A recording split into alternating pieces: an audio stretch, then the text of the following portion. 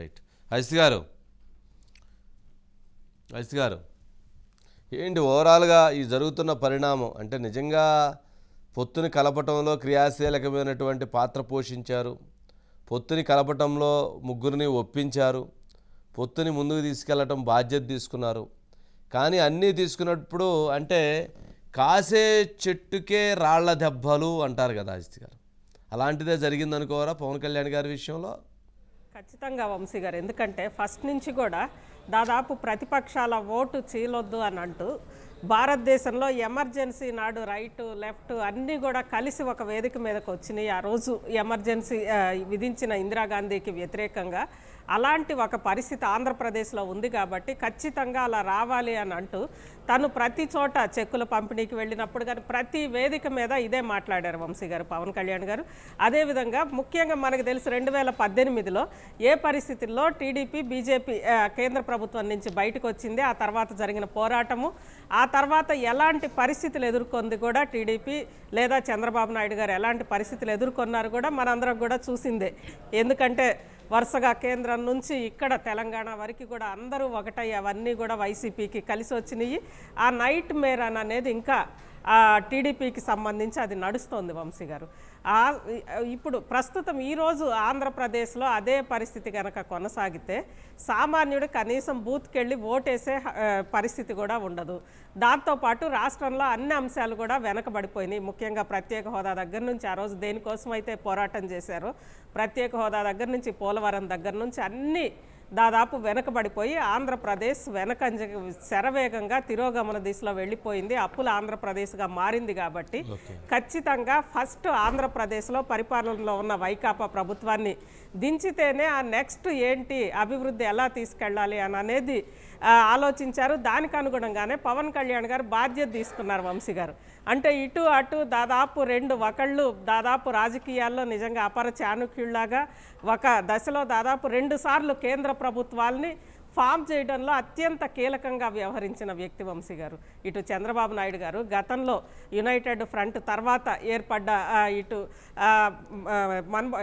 మన వాజ్పేయి ప్రభుత్వం ఏర్పడడంలో కానీ అంతకుముందు సంవత్సరంలో ఏర్పడ్డ యునైటెడ్ ఫ్రంట్కి సంబంధించి కానీ అనేక అంశాల్లో కేంద్రంలో 2 సార్లు కేంద్ర ప్రభుత్వం ఏర్పాటు చేయడంలో కీలకంగా దేవగౌడని ప్రధానమంత్రి చేసిన సందర్భంగా కానీ ఇలా 2 సార్లు కేంద్రంలో చక్రం తిప్పిన వ్యక్తి ఒకవైపు, మరోవైపు 2 సార్లు కేంద్రంలో అధికారంలో ఉన్న పార్టీ, అదేవిధంగా ప్రధాని మోడీ ఇద్దరి మధ్యలో పవన్ కళ్యాణ్ లాంటి ఒక వ్యక్తి నిజంగా ఇద్దరిని ఒక తాటి మీదకి తీసుకురావడం. ఎందుకంటే డి అంటే డిఎన్ అని చెప్పి ఇద్దరు కూడా విడిపోయిన పరిస్థితి మనకు తెలుసు. ఇద్దరిని ఒక తాటి మీదకి తీసుకువచ్చారు అంటే అసలు అక్కడికి పోయి ఏం చెప్పి ఒప్పించారు, ఇక్కడేం చెప్పి ఒప్పించారు, 2 పార్టీల క్యాడర్కి సంబంధించి ఏం చెప్పి ఒప్పించారు. నిజంగా అది ఒక పెద్ద టాస్క్ వంశీ గారు. అంటే ప్రతి చోట అక్కడ ఆ కండిషన్స్ పెట్టినప్పుడు తాను తగ్గి, ఇక్కడికి వచ్చి వీళ్ళు పెట్టినప్పుడు తాను తగ్గి నిజంగానే బాగా అంటే పవన్ కళ్యాణ్ తన సినిమాలో డైలాగ్స్ అన్నీ కూడా ప్రాక్టికల్ జీవితంలో ఆయన అన్నీ కూడా చూశారు వంశీ గారు. అంటే ఆచరించి చూపించి చివరికి లాస్ట్కి వచ్చేసరికి అసలే జనరల్గా ఇక్కడ ఆంధ్రప్రదేశ్లో టీడీపీ జనసేన పొత్తు ఇద్దరు కూడా క్యాడర్ కలవకూడదు అనుకుంటున్న శక్తులు అనేకం. ముఖ్యంగా పవన్ కళ్యాణ్ అంతేనా 24 సీట్లేనా 20 సీట్లేనా అని చెప్పి రెచ్చగొడుతున్న నేపథ్యంలో ఆ తీసుకున్న సీట్లను కూడా బీజేపీకి ఇవ్వడం వంశీ గారు అది నిజంగా చాలా గొప్ప విషయం. అంటే కేవలం పొత్తు కలవాలి అని మాత్రమే ఆలోచించారు, అంతేగాని ఇన్ని సీట్లు ఇది కాదు.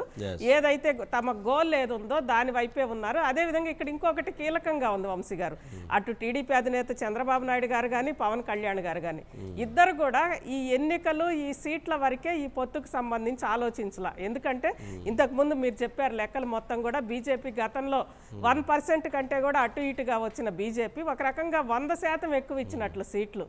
ఎందుకు ఇచ్చారంటే కేవలం ఎన్నికలతోటి ఇది ముగియదు వంశీ గారు. ఆ తర్వాత బీజేపీ సహకారం కంపల్సరీ ఉండాలి. బీజేపీ సహకారం ఉండాలి అని అంటే ఇక్కడ వాళ్ళకి అధికారంలో అంతో ఇంతో భాగం ఇవ్వడం ద్వారా అక్కడి నుంచి రాష్ట్రానికి సంబంధించిన వాటా తీసుకురావచ్చు. రాష్ట్రాన్ని ఈ 5 ఏళ్లు జరిగిన నష్టాన్ని పూడ్చుకోవడంతో పాటు ఇంకా రాష్ట్రాన్ని మరింత ముందంజలోకి తీసుకెళ్ళాలి అంటే ఖచ్చితంగా బీజేపీని వాళ్ళు అలా చూశారు వంశీ గారు. అంతేగాని ఆంధ్రప్రదేశ్లో ఏదో 1% ఉన్న పార్టీగా వాళ్ళు చూడలేదు. కాబట్టి ఖచ్చితంగా ఇద్దరు కలిసి తగ్గారు.